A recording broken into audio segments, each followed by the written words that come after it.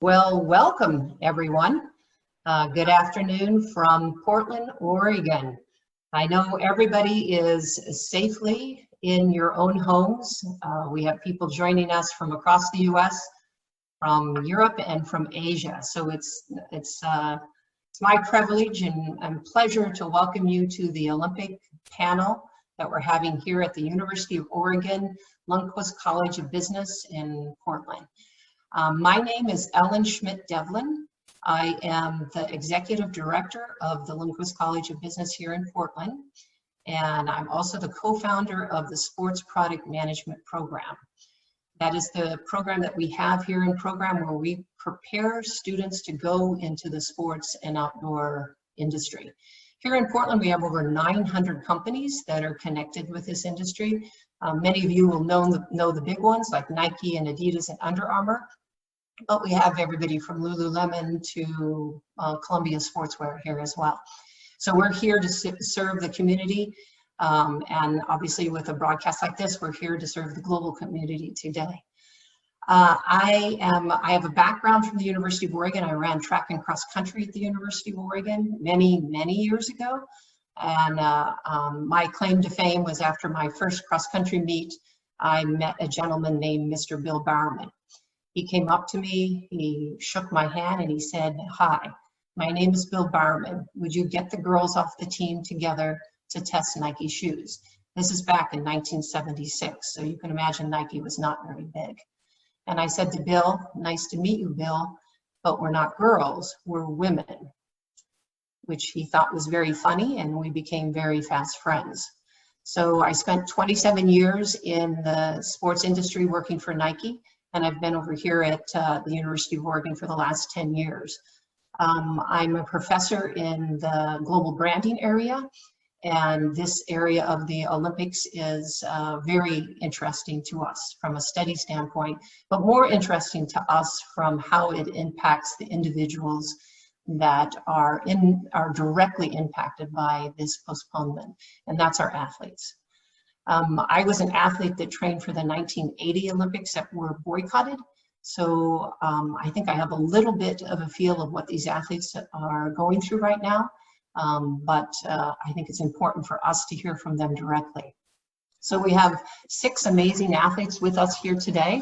The first thing I'm going to have them do is introduce themselves. So we have Devin Allen, Raven Rogers, Ellen Nelson, Audrey Jean Baptiste, Will London, Letitia DeSalo here with us today, and I will go ahead and ask Devin to kick it off for us. Devin, if you could introduce yourself, tell us where you're at, and then a little bit of a fun fact about yourself would be great. Okay, yeah. Thanks for the intro. I'm Devin Allen. I'm a University of Oregon grad as well, class of 2017. I ran track and played football there from 2014 into 2017. I'm now a professional track athlete, which is why I'm on the panel, running track and field. I ran in the 2016 Olympics when I was in college. Fun fact is if I spent as much time training as I do playing video games, I'd probably be the world record holder by now. That's great. Thanks, Devin. Next up, Raven Rogers.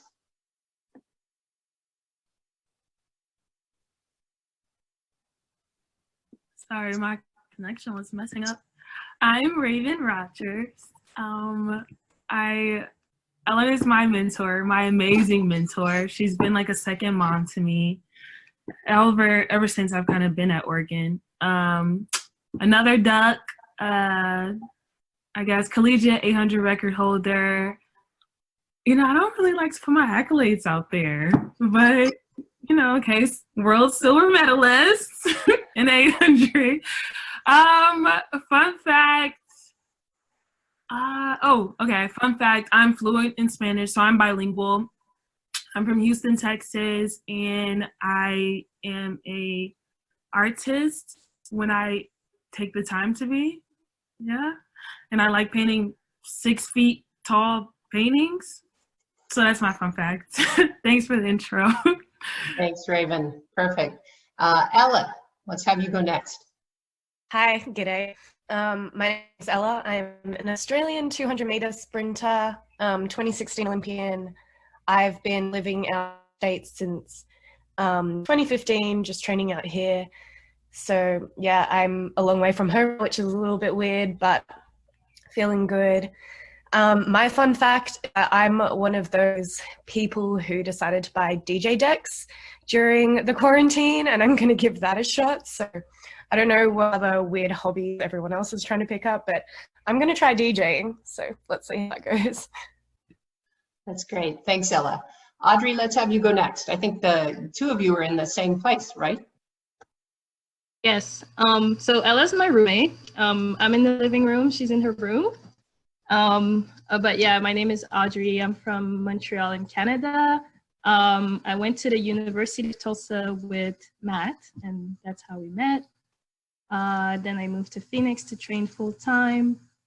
I've never made an Olympic team, but it's been my dream since I was a little girl. And fun fact about me, my first national team, I got off the bus to get to the track and realized how big of a deal this was, and I just cried the whole way, like tears of joy. It was just really hard to stay focused because I was just so overwhelmed. I think Usain Bolt was on the bus with me, and I just didn't understand what was going on. Yep. That's great. Thank you, Audrey. Will, let's have you go next. Yes, I'm Will London. I graduated from Baylor University. I run the 400. I'll say I made the world team in 17 and this recent one in Doha as well. I guess silver medal on the 4x4 in 17, and then gold in the mixed relay and the 4x4 this past Worlds. And I guess fun fact is Matt Davis used to be my academic advisor before he went to Oregon, before he transferred to Oregon from Baylor. That's great. Thanks. Letitia, I'll have you have the final leg here. Yes. So, hey guys, my name is Letícia de Souza. I am from São Paulo, Brazil. And I graduated from Baylor in 2018 in December. So I run with Will back at Baylor. Now I am in Waco, Texas. And I came to US in 2016. And before coming to Baylor, actually, I ran the Olympic Games and I ran the 4x4 relay there, which was a dream since I was a little kid. And fun fact about me, I am the worst decision maker ever. So if I spend time working out as I spend overthinking about things, probably like as Devin said, I would be like an Olympic champion. But we're working on that. That's great. Thanks, Letitia. Many of the athletes mentioned a gentleman named Matt Davis. And so that is a huge thank you for us here at the University of Oregon. Matt joined our team around 3 months ago, helping with our student affairs here in Portland. And he has been in Portland for 3 months. I have lived almost my entire life in Portland, and Matt knows more people in Portland now than I think I do. So all of you that know Matt would know that that is the case. A terrific leader for us here at the University of Oregon, and his supervisor, Jenny Leander, who many of the rest of our athletes know, used to do that same job down at the University of Oregon in Eugene. So we thank both of them for being able to call each of you, and we thank each of you for basically picking up the phone and agreeing to talk to us.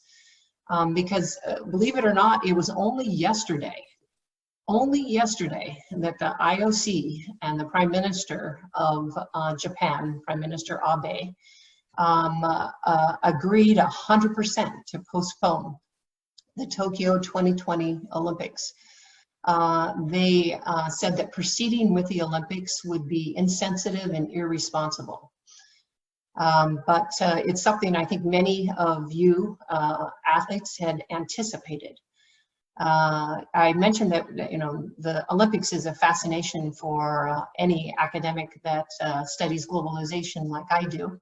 And the first modern Olympic Games was held in 1896, and only 3 have been abandoned, and 7 of them have had boycotts.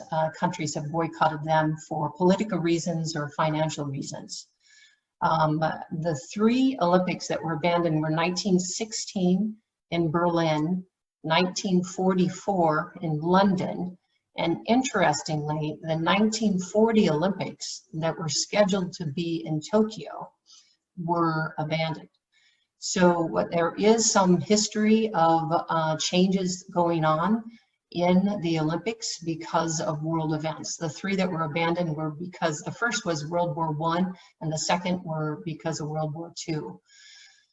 But this is a different situation. You know, this is a pandemic. You know, this is the first time anything like this has happened. And it's impacting each of you. It's impacting your training.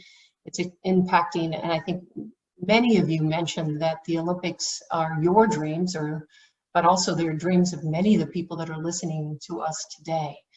So my first question for you is, how is this impacting your life?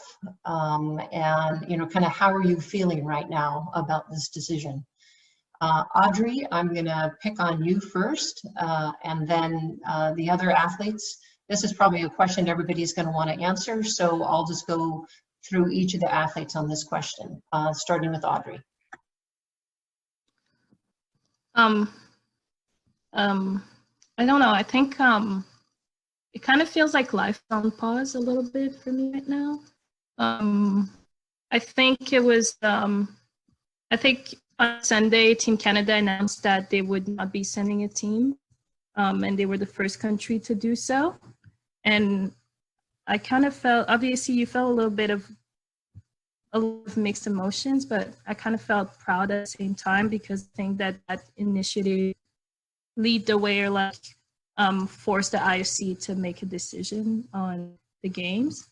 So I think it's for the best, because this is not the environment or the time right now to be thinking about Olympic Games. Like, I think for every athlete, like, I just don't feel like this is the spirit of what the Olympic Games mean for all of us right now. Thank you, Audrey. I love that spirit. Raven, can I ask you to go next? Yeah. So I feel like this kind of like moment is, I would agree with Audrey in the sense that like it is kind of putting everything on hold, and then I have this like constant thinking of what's happening next. Because I am a visual person, I kind of want to know like what's happening next, like what's the plan for the rest of the year, how's, you know, keep training, what are we training for? Those kind of just thoughts that are in my head. But I feel like, you know, this is like in agreement with what Audrey said as far as the spirit of just how this year's supposed to be. I don't feel like I would be as prepared as I probably would have wanted to be mentally, knowing that if this went through, I would kind of have some thoughts and some doubts. But at the same time, I feel like my response to the situation is more so that I've been put in enough situations that I couldn't control, you know, having to leave and go to Oregon when I'm from Texas, or even just when you turn pro, having to go to a different state and join a different program. So I've been in enough positions that I couldn't control to where I kind of have this understanding that this is something I can't control. And so it's a way of, I don't know, coping, but adjusting to just getting back on track and figuring out the same goals. I mean, the goals are the same regardless of whether it's, you know, if we're to next year or not. So, yeah. Yeah, thanks, Raven. Devin? Yeah, I think I agree with both the ladies in saying that really the spirit of the games for me is just having the greatest athletes from around the world competing, you know, all the different sports. These are all track athletes here, but, you know, even swimming, wrestling, we had like a chat last week or earlier this week with some of the U.S. athletes in all sports. And they were just saying, you know, this has kind of messed up my training this way.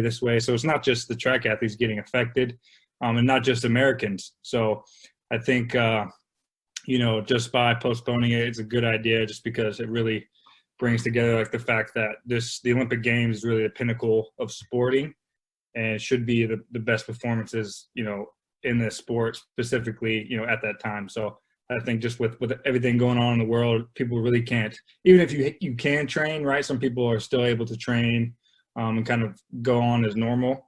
Even if you can, there's still a little bit of unease and you know, like just, you know, panic with everybody. So I think, you know, just with the actual postponement, it's good for everybody to try to get like another year of just like, you know, something solid schedule wise, so they can just kind of fall into place and be ready to put on a show that, you know, millions of people, you know, watch every year, and it's pretty much a pinnacle of sports, you know. So that's pretty much my opinion on that. Excellent. Thank you, Devin. Ella, when we talk about from around the world. Yeah, well, I was planning my trip back to Australia in March. We have trials at the end of the month, and my coach, Stuart McMillan, he messaged me and he was like, we need to have a chat regarding Corona. And I was like, what do you mean? This is kind of before it became a complete global pandemic. Said you might be able to come home. Well, home as in back to the States. And I was like, oh my goodness, this is something that could completely ruin the next few months. It could ruin the next 6 months. It could take away 2020, which it basically has, like all of our main events, including the Olympics, Euro 2020. It's like if Devin was saying, it's not just us, it's track athletes, it's all sports right now that are being, it's the little lady around the corner who needs help going to the grocery store, it's all that. And I think for me, knowing that, as Devin was saying, some people can have full access to tracks and gyms. I know that's not the case for myself, and I know it's not the case for a lot of people, especially got to think like Italy or countries that have been completely shut down for months, like China. Like this wouldn't have been a level, and there's also not a lot of drug testing going on right now, which is a thing. So I think the best thing for now is definitely to postpone. There was no other option, and I'm proud of Canada for making a stance and really kind of easing mine, because even though it's obvious that hopefully it was going to be postponed or God forbid cancelled, that Canada kind of stepped up and forced the IOC to make a call for the well-being of the athletes and just the general population in general. Yeah, a great point too, as far as the individual countries seeing what was coming and asking the International Olympic Committee to be true to each of you, to the performances that each of you could give if it were to continue forward. So, Letitia, can I have you next? Sure. Yeah, so I agree with what everyone said regarding how it was a better choice to actually postpone the games because of we didn't actually have access to a lot of facilities, or we didn't have our teammates to like support the environment of training as well as coaches, and even access to recovery and training room. And I feel like those things also impact our preparation, mainly because when I was training, I during this time that we didn't have access to anything in the past couple of weeks, I really felt like I was training mainly to keep my fitness than to actually perform in a high level, which I believe that for athletes that are trying to make the Olympics is not the most desired thing to do. And that actually increase our risk to get injuries, a lot of things happen. So it's really sad to postpone, but I really believe that it wasn't the perfect environment for us, and even putting people at risk, putting our coaches that are older, that have age, like going out and trying to work us out, like not that wouldn't. So I really believe that was the better decision for us, and I'm proud of the country and the nation as well as the world to have this decision together to be able to postpone it. And during this time, I was actually really I was feeling really frustrated by not feeling ready to be prepared for the Olympics, because we were not told if it was going to happen or not. Actually, we were told that it was going to happen. So now that it was postponed, I feel a little bit relieved regarding not being able to do what I need to do. But still, what I'm trying to find motivation and trying to keep the positivity regards of having more time to be prepared for next year. Of course, we have a lot of questions still regarding nationals and other meets, but now at least we can focus on the little things and be prepared for next year. Thank you. I appreciate the authenticity that each of you demonstrated, really opening yourselves up and helping us understand that this is hard. This is really hard. But I'd like to stay on that authenticity piece, and I'll lighten up. The next pitch I send you will be a little bit easier and maybe a little bit more fun for us. I would love to find out how you each got involved with sport. Tell us a little bit about you. How'd you get involved with sport, and why is it important to you? We will start with Will on this one. Oh, Will, did I ask you the other question? Will, I don't think I asked you the other question. So let's have you answer both at the same time. I'll say I pretty much agree with everybody said. It was a lot hard. It was a lot harder to train. A lot of facilities closing down, especially me still training here at Baylor. Stuff started to shut down as soon as the whole thing with the NCAA started to happen. And I guess I had a more soft spot for it because the first time I tried to make an Olympic team was my freshman year at Baylor. So I kind of felt bad for the college athletes that run track collegiately that won't have a chance to even train or even make the Olympic team this year if they wanted to do so, because our coaches at Baylor, they wasn't allowed to be here anymore. The trainers wasn't allowed. And we recently just got locked out of the track. So it's like those guys can't even come back and train if there was a 2020 Olympics. So I guess that right there was the biggest part for me because I was once one of them.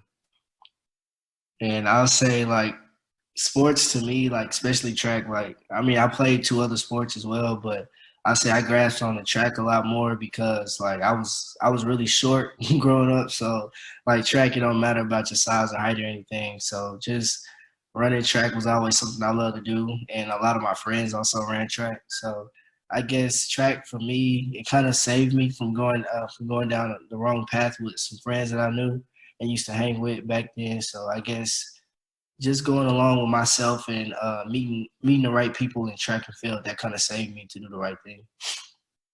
That's good. Thanks, Will. And sorry for missing you on that first question. Next up on the second question, Raven, how did you get involved with sports?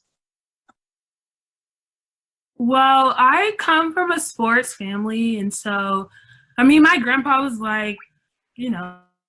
had a football coach, and my mom did 3 sports. My whole family did sports. My uncle is the only one that ran. He did hurdles, and the rest, half of my family is running and half is field. So we're literally track and field.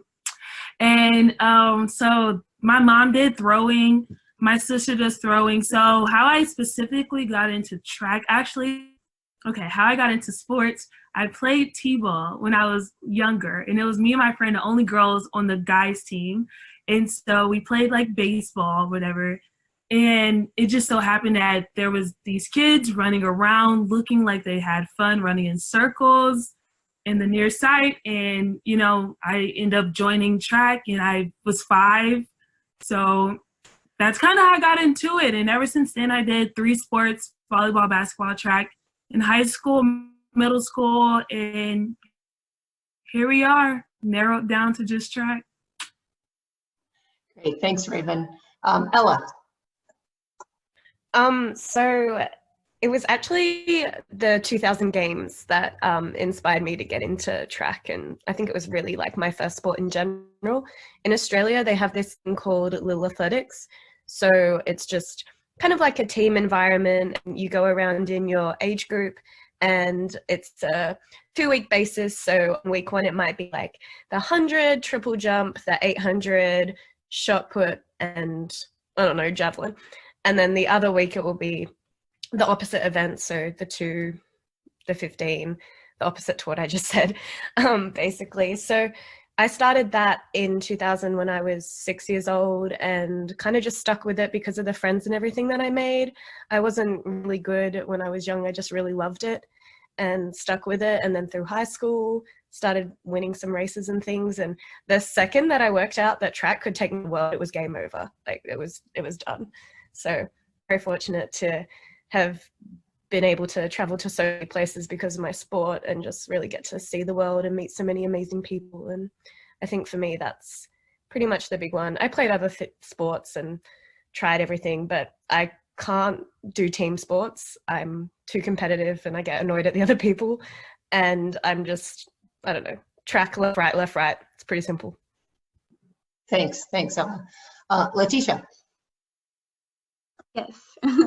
So just like Raven was saying that she came from a family of people that were practicing sports. My parents actually ran track. So my dad was a 200, 400 runner, and my mom was a 100, 1,500 runner. They actually met in a meet. So it's pretty cool. It makes me really excited. But actually, so when I was 7 years old, I started practicing a lot of different sports. So 3 hours of different sports to see which one I liked the best. And even though I always liked to run, I remember that my parents, they didn't want to introduce me to track because they knew how hard it was to be an individual sport and how much effort you need to put into, and sometimes you don't receive the feedback as fast as a collective sport. So I try volleyball, I try soccer, but no coordination with balls. And I mean, I was just fast. So after some point in 2011, actually, when I was 15, then after talking to my parents, they were like, okay, let's try track then, because everyone was always mentioning.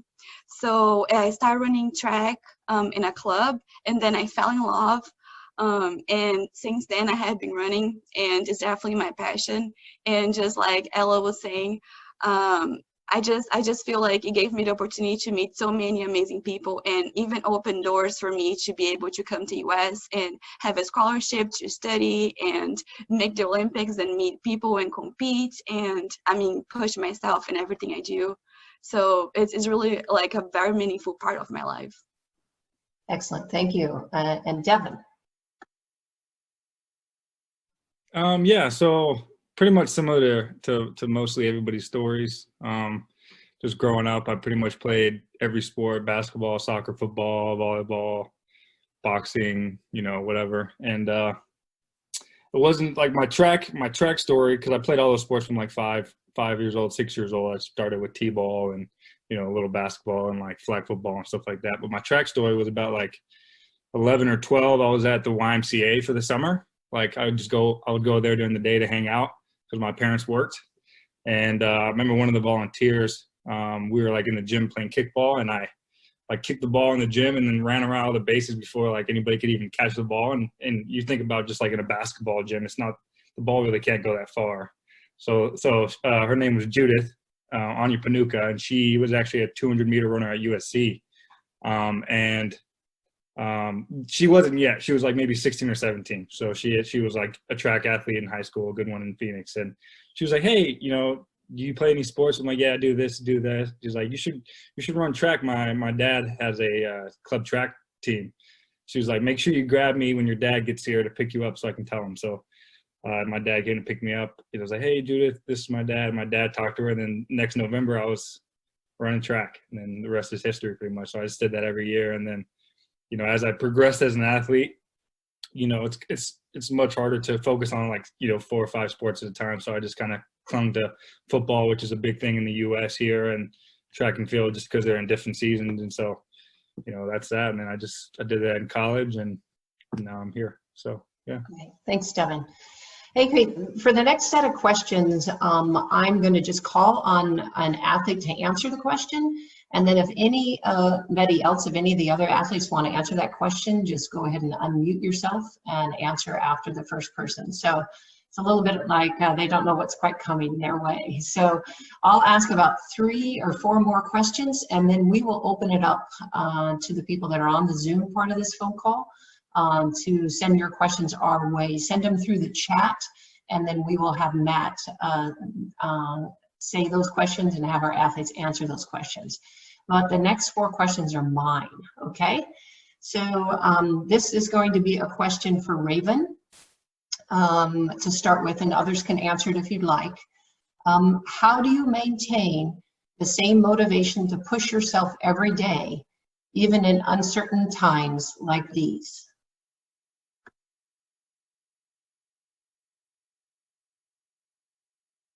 Okay, so for me to be motivated, to stay motivated, I feel like it's not a consistent thing. Like there are ups and downs where you're not as motivated, especially when you're kind of put in situations that take you out of your comfort zone.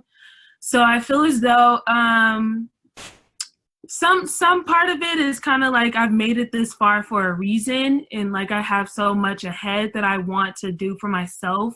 And I kind of hold myself to really high standards that if I want to engage in something, I want to be the best or do the best, no matter how crazy it sounds. And that's kind of what keeps me going, is that I have really high standards for myself, high expectations, and I'm not going to stop because that same mentality has kind of got me to achieve and accomplish the accolades I've kind of already accomplished. So just keeping that same mentality, no matter what situation I'm put in and no matter how uncomfortable I may be, that's kind of what's kept me motivated and keeps me motivated. Cool, thanks. Do any of the other athletes want to answer that question? Just one thing that I like to think about, like sometimes I'm not necessarily motivated in times where the world is crashing down, but in times of crisis and everything, I try to flip my work to disciplined and just try and be as disciplined as I can be throughout chaos. And usually that will lead me back to some sort of motivation if you're not feeling it intrinsically or extrinsically, like if your coach can't come to the now grass field that you're running on because the track is closed. So I don't know, sometimes thinking around certain words helps me. Cool. Anybody else want to answer that one? Yes, and also I agree with Raven saying about like how it's important to remember about the why we're doing what we're doing, how much we love the sport, and Alice as well as being disciplined and just putting yourself in a situation when you need to do it and then you do it. One of the things that actually helped me too, one day I found myself not actually wanting to practice at all. And then I called my mom that is actually back in Brazil, and I was telling her, I just don't want to do it. I don't feel like I have the motivation to go out. I don't even have a date or like a plan. I don't know when it's going to happen. And she just started talking to me about the importance of, remembering the reason why you're doing that. But one thing that came to my mind was the people that helped you to reach like where you are. Also stop thinking about like yourself. And we have amazing goals and that's amazing, but if we include as well the people that helped you to get there, it kind of makes you more motivated to know like that person helped me and that person was there for me, so I need to make sure that I'm doing my part.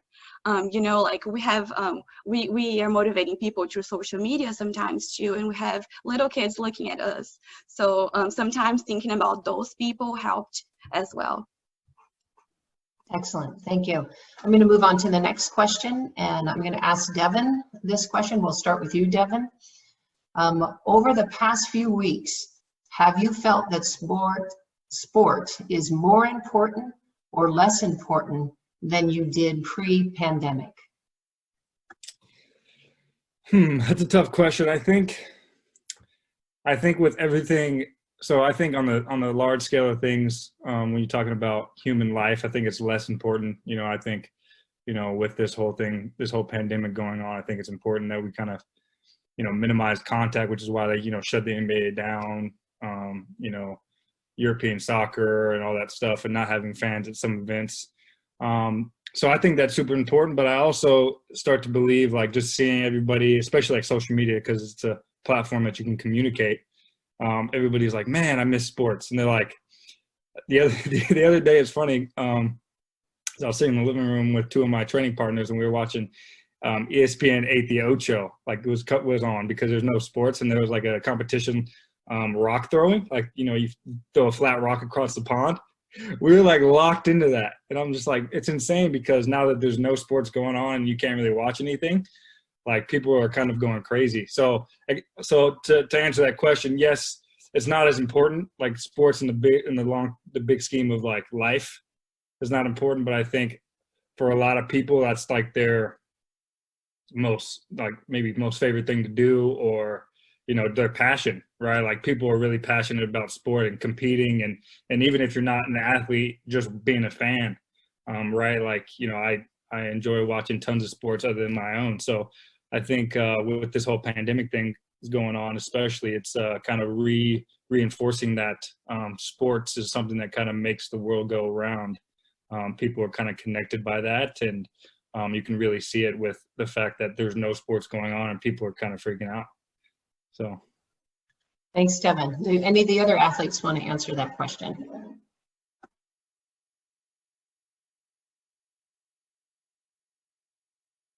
I have something to say very quick. So I was thinking about sports, and I know that sports is totally different from physical activity. Those are two different things. But now thinking about it, I feel that sports could be the platform for because we see how many people follow athletes in social media, and how athletes are sharing their stories, and sharing their core workouts and different workouts that they can do at home. And I feel that that's impacting people that are not athletes, but are also looking at those people doing things, and they feel that, oh my God, this athlete is doing something, so that means that I can do it too. And that is like making other people motivated about putting physical activity in their routine, even though they're not doing that before the coronavirus thing. But we see how much just activity it's becoming important. So I feel like sports is being the platform to motivate people to move around during this time. Excellent. Anybody else want to jump in on that question?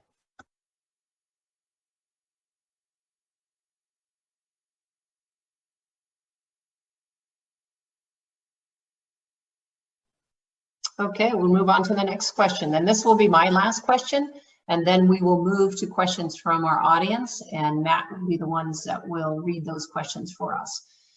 This next question will be for Raven. Since I mentor you, I'll give you the hardest question. Okay, your question is, and anybody else can answer this question after Raven. Do you think the return of athletic competition will impact the global community differently than it did before? I feel like it will. I feel like even aside from, although this is a sports conference discussion, I feel like even just after all of this kind of goes down, a lot of people are going to start having different priorities. A lot of people are going to appreciate other people's times. And I feel like sports kind of plays into that, is in the sense that I feel like fans or supporters will probably understand and appreciate who they're supporting more, because this is a time that you're able to see like who people really are when they don't have their careers just to do every day. So people start to kind of show their true personalities, and you start to figure out like hidden talents, and you get to hear like people's families. I know a friend whose dad has corona, so you start to sympathize with the person more than just being an athlete. And I feel like it kind of creates this unity and togetherness that anyone can be affected, no matter who you are, who you know, and it'll cause a little bit more of a bridge to appreciate and really feel as though you can relate to who you're supporting, not just on a sense that you're watching them, or maybe you don't know anything about them with their accolades, but the fact that they're a person as well, and they have to deal with this global pandemic in just like everyone else. Thank you, Raven. That was great. Anybody else want to jump in on that question?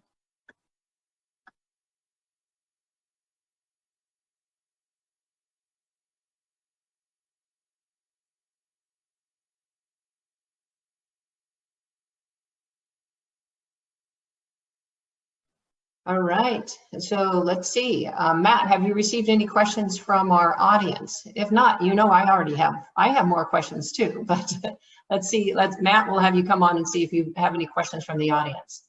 Yeah, we got one. Ella mentioned earlier her intentions of pursuing DJing. So what does that look like for the other athletes? Are there any outside interests and skills that you're pursuing? And if so, what are they and what do those look like? I'll go, since Yeah, I think in a time like this, especially, right, we, for track athletes, we're kind of in a lull period to where we know the Olympics aren't going on, but we are hoping there's going to be some form of track season, just like we hope that the NBA season resumes and the MLB season resumes. But in the meantime, I think it's a good time, like Ella was saying, is to like pick up a hobby or, do something you've been putting off because you like don't have the time. So like for me, it's just like, I enjoy video games, but, I've just been doing that a lot. But lately, just cooking a lot, especially with, not necessarily wanting to go out to eat, but, that's something I've been passionate about for like the last few years is cooking. So I've been thinking about, putting together like a cooking channel or at least, something fun to do to showcase that other side. Like Raven was saying, like, we're athletes, but we're regular people too. So like we enjoy doing stuff just like everybody else. So for me, yeah, I think cooking is one of them for sure. And then, I have my dog, so I get to spend a little more time with him, which is good. That's not going to the track or not training. I get to pretty much spend all day with him. So, but yeah, so cooking for sure. Devin, I would subscribe to the cooking channel for sure. Okay, good. So outside of track, I'm really passionate about anything that's fashion related, and I've been involved with Montreal Fashion Week, Phoenix Fashion Week, kind of the event planning aspect of it. And then I don't really know where I want to position myself after track, so I'm taking this time to figure this out. I really like streetwear and street styling, so I reached out to all the photographers that I've met in Phoenix since I've been here, and then we've been just going outside and taking pictures with like fun backgrounds and fun buildings, fun walls. So I don't know where this creative project will take me, but this is what I've been doing. Great. Anybody else on that question? Yeah, I could say since I've been running track and just chilling around the house a lot more, I've been like trying to do a lot more things with my family, kind of in a sense, spend more time with them. Since I know like around this time of the year, like track athletes, we're pretty much traveling until the season is over.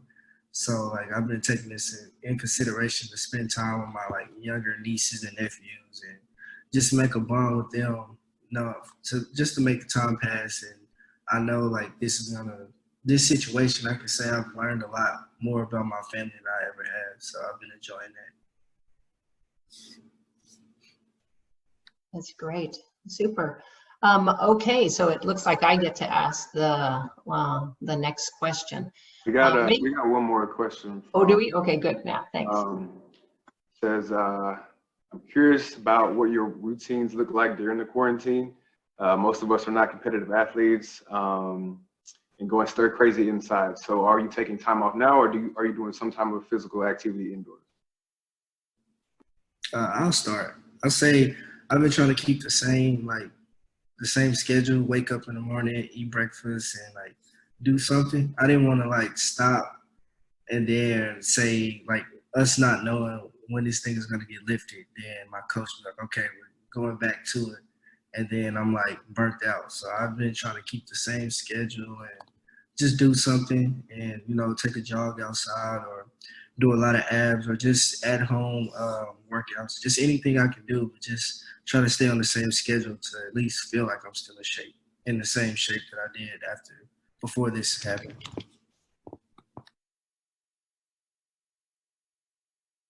Well, is that Raven? Go ahead.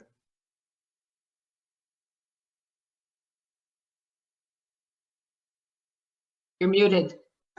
Oh, okay. I'll go. I think so. I was in a little bit different situation. Most recently, I guess like the last 2 weeks, there isn't really a change for me because we had access to a private track, which, was just that we had a key to, and it was just us. So, there's not much risk there per se with, coming into contact with anybody that I'm not usually in contact with anyways.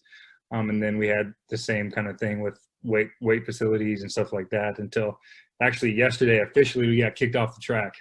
So, yeah, so like, cause I'm from Phoenix, so I'm in Phoenix, Arizona.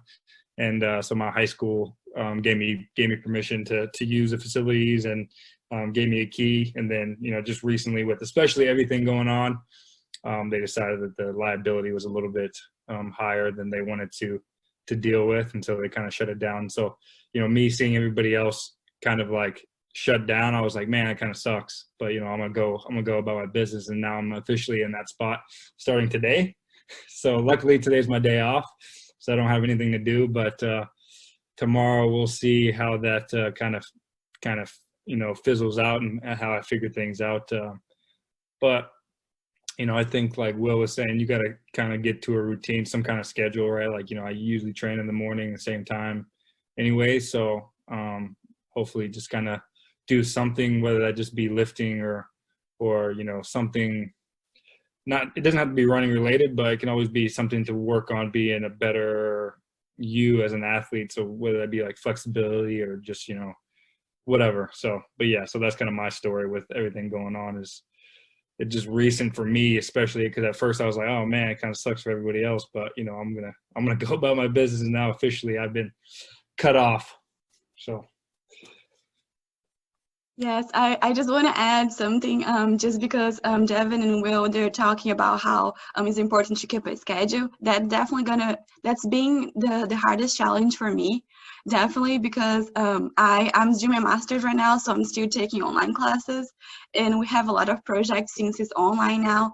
So it's definitely being a challenge to be able to, now that I have all of this time and all this flexibility, I can work out in the morning, I can work out in the afternoon, I can do something in the evening, in the house, or just running outside. I'm still trying to figure out how to do my schedule, and I'm working towards doing everything in the morning, but it's definitely a challenge when you have all of this time.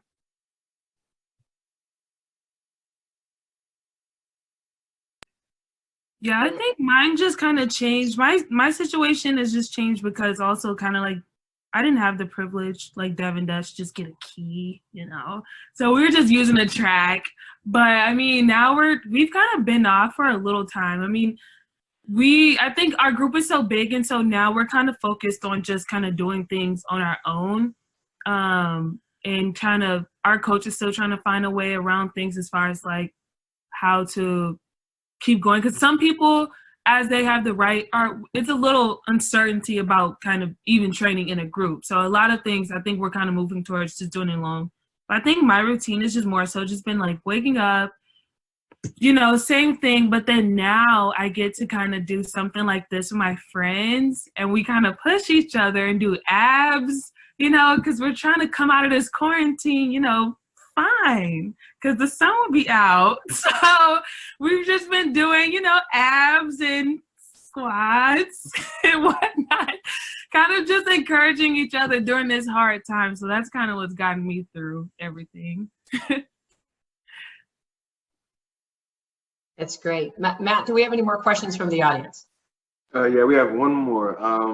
Are you all planning to go into your off seasons now, or how does that look like, not knowing when the Olympics will be rescheduled?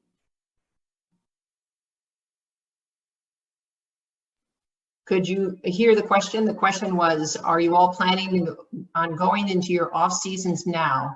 And how does that look without knowing when the Olympics will be rescheduled?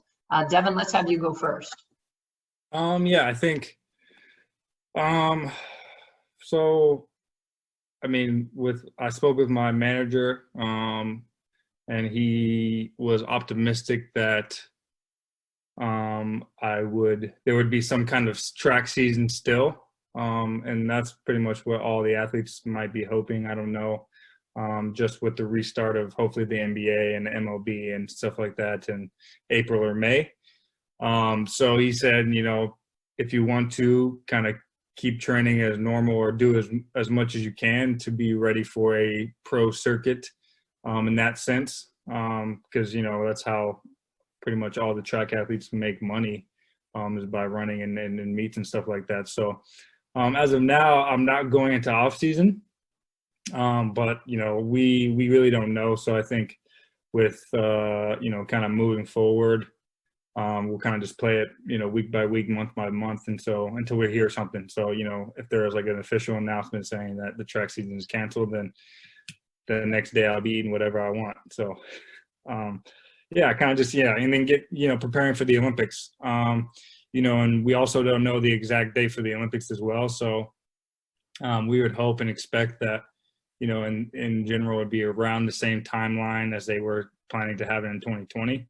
I'm sure that's probably what everybody hopes, because then they can just push their preparation back 1 year exactly. But we don't really know that yet either. So, I think we just go with the flow and stay ready so we don't have to get ready. Yeah.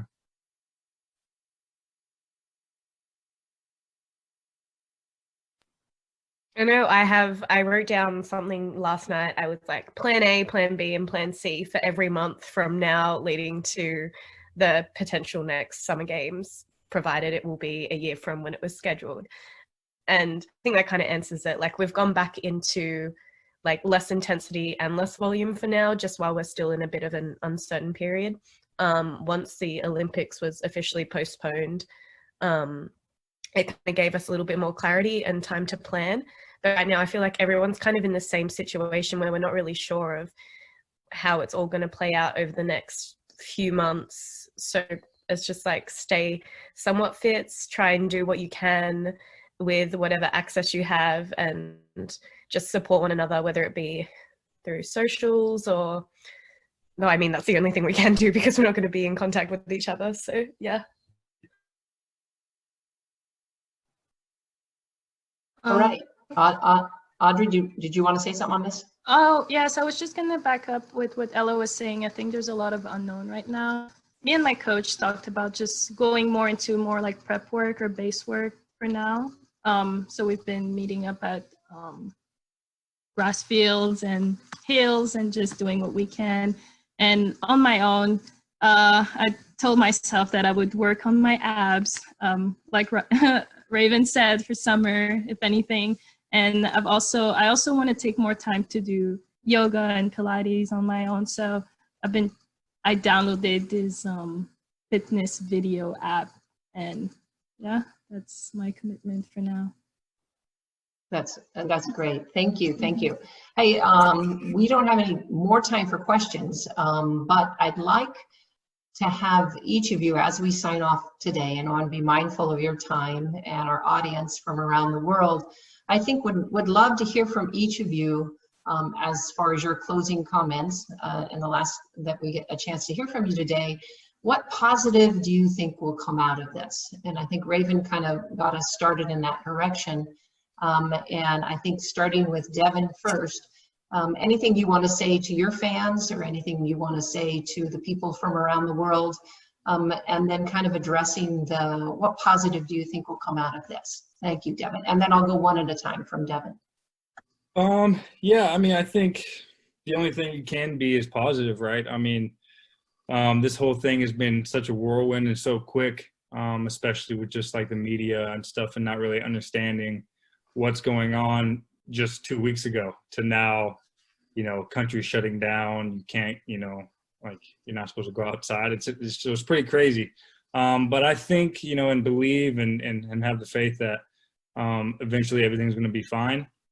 So I think, as humans, we just got to hold on to that hope and hold on to that faith that, things are going to be good, and they're going to look up. So, my biggest advice for anybody or anybody watching this would be just to kind of use this time to reflect on, what you want to do as a person.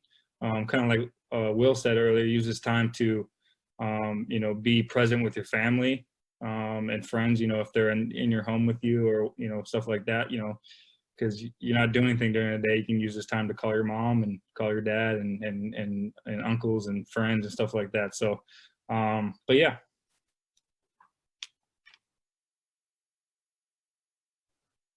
Thanks, Devin. Next up, Audrey. Would you mind repeating the question, please? I'm sorry. just that we have people from around the world joining us. And so this just kind of a sign off for us. My question for you is, what positive do you think will come out of the current situation that we're in? Oof. Well, I definitely think and hope that it would bring people a lot more together. I already feel a sense of community when it comes to social media already. I feel like people are more kind to each other. And I think also a sense of like gratefulness, because there's so many things now I'm realizing that I've been taking for granted that after this, I will make sure I do not take for granted. So, yeah. Thank you. Great. Letitia, how about you next?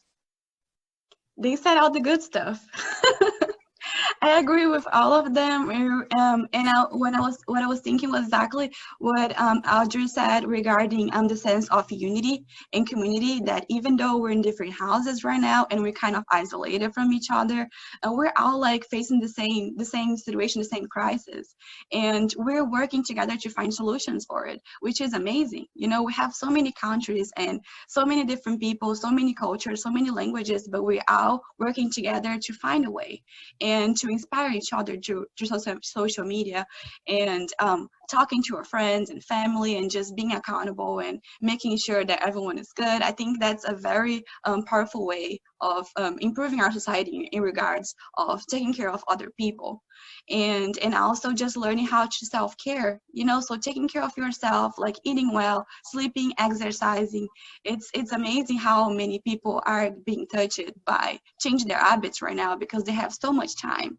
So it's always good to just start from fresh, you know, and have some positivity regards the future.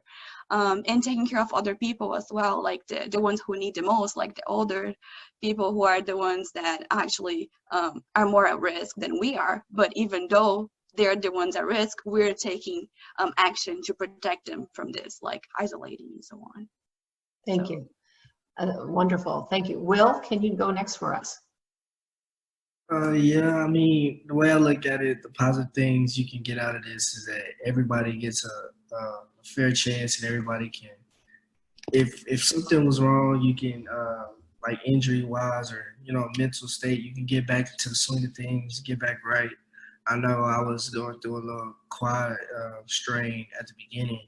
So, I mean, it was kind of frustrating to know that this big year that I've been preparing for, that I gotta like swing down on things in order to get back right for the Olympics. I mean, for the trials. But to know like this is happening, like it took like a heavy weight off my shoulders just to know that I can get 100% in time. So, I mean, I guess you could look at it like that. Like I always try to look at things in a positive way than negative. So, I mean, I guess everybody gets the same amount of time and gets to get back to where they once was. So I think that's what I took from it. That's great. Thank you. Ella. I think a post-corona world will actually be quite a nice one. I think everyone's pretty much hit the nail on the head. We all get a restart here. We get 2 weeks to just, I mean, I actually found an old Facebook status of mine, and it said, like, I wish we just had 2 weeks to chill and everything. And lo and behold, 7 years later or whatever it is, we all get to do that. So just using this time to the best of your ability, to remember to be kind to one another, to be understanding, to, a fresh start, and just remembering to stay sanitary. Guys, wash your hands. Like, let's nip this in the bud so we can all get back to the track as soon as we can. Excellent. All right. Our anchor will be Raven Rogers.